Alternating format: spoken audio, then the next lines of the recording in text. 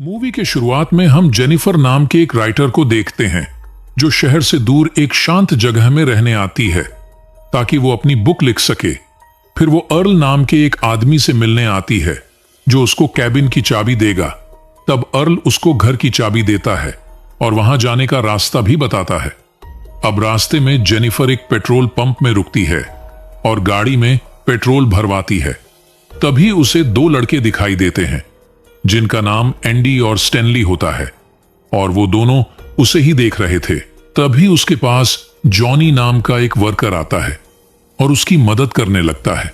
तब वो जेनिफर से पूछता है कि वो कहां रुकी है, जिस पर वो बताती है कि मैं पास ही के एक कैबिन में रहने वाली हूं। जिसके बाद वो जॉनी को पेट्रोल के पैसे देकर वहां से चली जाती है और अब वो अपने कैबिन में पहुंच जाती है जो कि जंगलों के बिल्कुल बीचों बीच था। जिसके बाद रात में जेनिफर अपनी बुक लिखने लगती है, जिस दौरान गलती से उसका ड्रिंक कपड़ों में गिर जाता है और वो उसे धोने के लिए घर के अंदर जाती है। तभी हम देखते हैं कि घर के बाहर से कोई उसका वीडियो बना रहा है।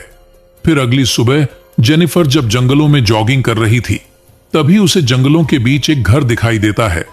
तब वो उस घर के अंदर जाती है लेकिन वहां पर कोई नहीं था और पूरा घर एक कबाड़ बन चुका था। जिसके बाद वो वापस अपने घर आ जाती है और फ्रेश होने के लिए वॉशरूम में जाती है लेकिन वहां पर पानी नहीं आ रहा था। फिर वो उसको ठीक करने के लिए एक प्लम्बर को बुलाती है और कुछ देर बाद मैथ्यू नाम का एक प्लम्बर वहां पर आता है और उसके पाइप को ठीक कर देता है।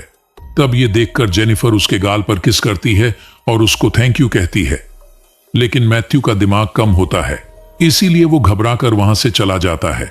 फिर शाम को मैथ्यू अपने दोस्त एंडी, स्टैनली और जॉनी के साथ फिशिंग करने जाता है जहां वो उन्हें बताता है कि उस लड़की ने उसके गालों पर किस किया, जिसे सुनकर जॉनी को उसके बातों पर विश्वास नहीं होता। तब स्टैनली अपने कैमरे में उन दोनों को जेनिफर की वीडियो दिखाता है जिससे हमें पता चलता है कि पिछली रात उसी ने ही जेनिफर की छुपकर वीडियो बनाई थी।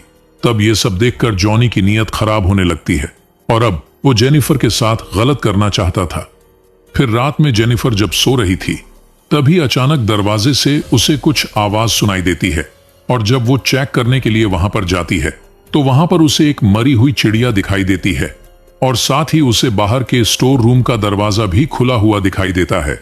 तब वो वहां जाकर दरवाजे को बंद करती है और वापस अपने कैबिन में आती है। तभी वो अपने लैपटॉप पर उन्हीं तीनों का फोटो देखती है, जिसके बाद वो तीनों वहां आकर उसे घेर लेते हैं। तब ये देखकर जेनिफर उनसे कहती है कि मेरा बॉयफ्रेंड यहां पर आने वाला है, इसीलिए तुम लोग यहां से चले जाओ। जिस पर जॉनी कहता है कि मुझे पता है यहां पर तुम्हारा कोई बॉयफ्रेंड नहीं है और तुमने मैथ्यू के गाल पर किस भी किया था। तब जेनिफर कहती है कि मैंने तो उसे सिर्फ थैंक यू किस किया था। जिस पर जॉनी कहता है कि वो शहर के लड़कियों को अच्छी तरह जानता है कि उन्हें क्या चाहिए, जिसे कहकर वो उसको दारू की बोतल देता है और उसे पीने के लिए कहता है, लेकिन जेनिफर पीने से मना करती है। तब जॉनी उससे कहता है कि अगर वो ये दारू पी लेगी तो वो तीनों वहां से चले जाएंगे, जिससे अब जेनिफर वो दारू पी लेती है लेकिन फिर भी वो लोग वहां से नहीं जाते। तभी जॉनी एक बेसबॉल बैट को उसके मुंह पर लगाता है और उसको मुंह खोलकर अपना दांत दिखाने के लिए कहता है, जिसके बाद वो अपना गन निकालता है और उसे किस करने के लिए कहता है। फिर वो गन उसके मुंह में डाल देता है, जिसके बाद एंडी भी वो बोतल उसके मुंह में डालने के लिए जाता है, लेकिन तभी जेनिफर एंडी को नीचे गिराती है और स्टैनली के आंख में स्प्रे मारकर वहां से भागने लगती है। फिर भागते भागते सुबह हो जाती है और तभी उसे वहां पर दो आदमी मिलते हैं, जिनमें से एक शेरिफ था और दूसरा अर्ल था। तब वो उन्हें सारी बातें बताता है और शेरिफ उसको लेकर उसी कैबिन में जाता है, लेकिन वहां पर शेरिफ को कोई भी नहीं मिलता। इसीलिए शेरिफ उसको कहता है कि जरूर तुम्हें कोई वहम हुआ होगा। फिर जब वो उसकी तलाशी लेने लगता है तो वो उसके शरीर को गलत तरह से छूने लगता है और तभी वहां पर वो तीनों फिर से आ जाते हैं। तब जेनिफर को पता चलता है कि वो शेरिफ भी उनसे मिला हुआ है। तभी शेरिफ उससे कहता है कि अब तुम्हारे साथ बहुत बुरा होने वाला है। जिसके बाद जॉनी जेनिफर को पकड़ लेता है और मैथ्यू को अपने कपड़े उतारने के लिए कहता है, लेकिन मैथ्यू ऐसा करने से मना करता है। तब जॉनी उसे मर्द बनने के लिए कहता है, जिसे सुनकर मैथ्यू अपने कपड़े उतारने लगता है इसके बाद वो जेनिफर के कपड़े फाड़कर उसे नीचे लेटा देते हैं और फिर वो मैथ्यू को उसका यूज करने के लिए कहते हैं, जिसके बाद मैथ्यू उसके साथ वैसा ही करने लगता है, जिससे जेनिफर काफी रोने और चिल्लाने लगती है। तभी शेरिफ को उसकी बेटी का कॉल आता है, जो अपने पिता को आज जल्दी घर आने के लिए कहती है, जिस पर शेरिफ अपनी बेटी से जल्दी घर वापस आने का वादा करके कॉल कट कर देता है। फिर वो लोग जेनिफर को वहीं छोड़कर वहां से चले जाते हैं, जिसके बाद जेनिफर भी वहां से उठकर बाहर जाने लगती है, लेकिन थोड़ा आगे जाने पर वो पांचों उसे फिर से घेर लेते हैं, क्योंकि अभी भी उनका मन नहीं भरा था। तभी वो लोग उसे पकड़कर जमीन पर लेटा देते हैं और शेरिफ उसके साथ गलत करने लगता है, जिसके बाद वो सभी एक एक करके दरिंदों की तरह उसका यूज करने लगते हैं और जब उनका मन भर जाता है तब वे उसे छोड़ देते हैं, जिसके बाद जेनिफर किसी तरह उठकर वहां से जाने लगती है और अब वो पूरी तरह पागल जैसी हो गई थी। फिर जब वो एक पुल के पास पहुंचती है तब वो पांचों उसे मारने के लिए फिर से वहां आ जाते हैं, लेकिन तभी जेनिफर नदी में कूद जाती है और वो पांचों पानी में देखने लगते हैं, पर उन्हें जेनिफर कहीं नजर नहीं आ रही थी। फिर वो कई घंटों तक उसकी बॉडी के ऊपर आने का वेट करते हैं, लेकिन जेनिफर की बॉडी ऊपर नहीं आती, जिसे देखकर शेरिफ उन्हें कहता है कि तुम लोगों को जेनिफर पर नजर रखनी होगी। अगर वो यहां से भाग गई तो हम सभी मुसीबत में पड़ सकते हैं। फिर वो जेनिफर के सभी सामानों को जला देते हैं ताकि कोई सबूत ना रहे कि वो यहां पर आई थी। जिसके बाद रात में शेरिफ अपने घर आता है और अंदर जाकर अपनी बेटी से मिलता है, जहां उसकी बेटी उसे बताती है कि वो ऑनर्स प्रोग्राम के लिए सिलेक्ट हो गई है। फिर अगले दिन शेरिफ अर्ल के पास जाकर उसे उसकी चाबी लौटाता है। तब अर्ल उससे पूछता है कि क्या वो लड़की चली गई है, जिस पर वह बताता है कि हाँ वो चली गई है। फिर हम मैथ्यू को देखते हैं, जो जेनिफर के साथ गलत करके काफी गिल्टी फील कर रहा था। जिसके बाद रात में अर्ल शेरिफ को कॉल करता है और कहता है कि उसे जेनिफर की बहन का कॉल आया था, जो कह रही थी कि अभी तक उसकी बहन वापस नहीं आई है। तो क्या तुम्हें पता है कि वो कहां गई है? जिस पर शेरिफ बताता है कि नहीं, मैं नहीं जानता।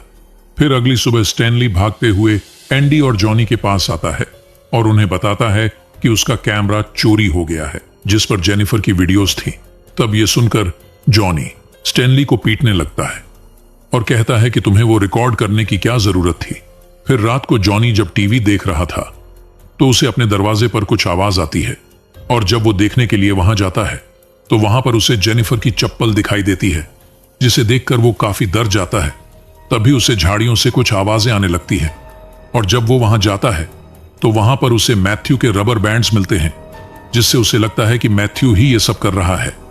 फिर अगले दिन शेरिफ जब अपने घर आता है तब उसकी पत्नी उससे कहती है कि किसी ने तुम्हारे लिए एक कैसेट भेजा है, और जब वो उस कैसेट को देखता है तो वो समझ जाता है कि उसमें जेनिफर की वीडियो है। इसीलिए वो तुरंत उन तीनों के पास जाता है और स्टैनली को पीटते हुए बताता है कि तुम्हें वीडियो बनाने की क्या जरूरत थी। तभी जॉनी कहता है कि कल रात उसे भी कोई परेशान कर रहा था और ये सब जरूर मैथ्यू ही कर रहा है, क्योंकि उसे जेनिफर की मौत से गिल्टी फील हो रहा था। तब शेरिफ उनसे मैथ्यू को ढूंढकर उसके पास लाने के लिए कहता है, जिसके बाद शेरिफ शिकार के बहाने अर्ल को लेकर जंगल में जाता है और उसे शूट करके मार डालता है, क्योंकि उसे भी उन पर शक होने लगा था। उधर मैथ्यू जेनिफर के घर जाता है और उसके बारे में सोचने लगता है। तभी उसे जेनिफर की आवाज सुनाई देती है, इसीलिए वो ऊपर जाता है, लेकिन तभी वो सीढ़ियों से नीचे गिरकर बेहोश हो जाता है और जब उसे होश आता है तो वो जेनिफर को उसके सामने बैठा हुआ देखता है। इसीलिए वो उसके पास जाकर उससे माफी मांगने लगता है, लेकिन तभी जेनिफर एक रस्सी से उसका गला दबाने लगती है, जिससे मैथ्यू वहीं पर बेहोश हो जाता है। यानी अब जेनिफर उन सब से बदला लेने वाली थी। फिर अगले दिन एंडी और स्टैनली मैथ्यू को ढूंढने के लिए जंगल में जाते हैं। तभी एंडी को वहां एक घर दिखाई देता है और वो चेक करने के लिए उस घर में जाता है, और दूसरी तरफ स्टैनली के सामने जेनिफर आ जाती है और जब उसको मारने के लिए आगे बढ़ता है तो उसका पैर एक ट्रैप में फंस जाता है और चीखने की आवाज सुनकर जब वहां पर एंडी आता है तो पीछे से जेनिफर उसको मारकर बेहोश कर देती है और साथ ही वो स्टैनली को भी मारकर बेहोश कर देती है। फिर एंडी की जब आंख खुलती है तो वह खुद को बाथटब के ऊपर बंधा हुआ पाता है। तभी जेनिफर पानी ऑन करके उस बाथटब को भरने लगती है और उधर स्टैनली को उसने पेड़ से बांध दिया था। तभी वो उसका भी वीडियो बनाने लगती है और वो उसका आईब्राउ उठाकर पेड़ से बांध देती है। इसके बाद वह एक मछली को काटकर उसका मांस स्टैनली के आंखों में घुसा देती है।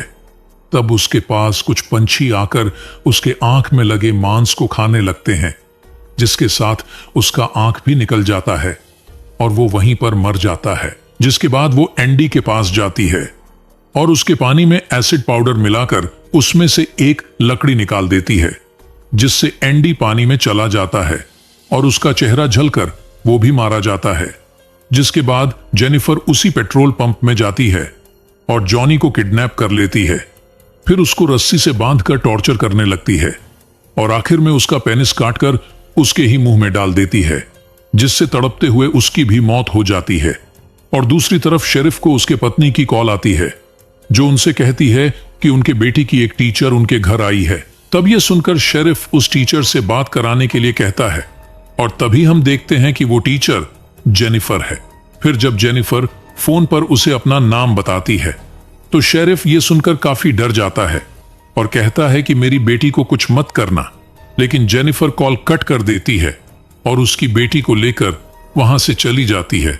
फिर जब शेरिफ अपने घर पहुंचता है तब उसकी पत्नी उससे कहती है कि टीचर उसको प्लेग्राउंड में ले गई है। ये सुनकर शेरिफ तुरंत वहां पर जाता है, लेकिन उसकी बेटी वहां पर नहीं थी। तभी गाड़ी में जेनिफर उस पर हमला कर देती है और उसको किडनैप कर लेती है। फिर शेरिफ को जब होश आता है तो देखता है कि जेनिफर ने उसी की शॉटगन को उसके पीछे घुसा दिया है। तभी शेरिफ जेनिफर से अपनी बेटी के बारे में पूछता है। तब वो उससे कहती है कि अगर तुम्हारी बेटी के साथ कोई ऐसा करे तो तुम क्या करोगे, जिस पर वो कहता है कि मैं उन्हें मार डालूंगा। तब जेनिफर कहती है कि मैं भी ऐसा ही करने वाली हूं। फिर वो शॉटगन के ट्रिगर में एक रस्सी बांधकर उसका दूसरा सिरा बेहोश पड़े मैथ्यू के हाथ में बांध देती है, ताकि उसे होश आते ही वो ट्रिगर दब जाए। फिर वो बाहर आकर बैठ जाती है। उधर मैथ्यू को जब होश आता है तो वो अपना हाथ हिला देता है, जिससे गोली चल जाती है और वो दोनों मारे जाते हैं। और इसी के साथ ये मूवी यहीं पर खत्म हो जाती है।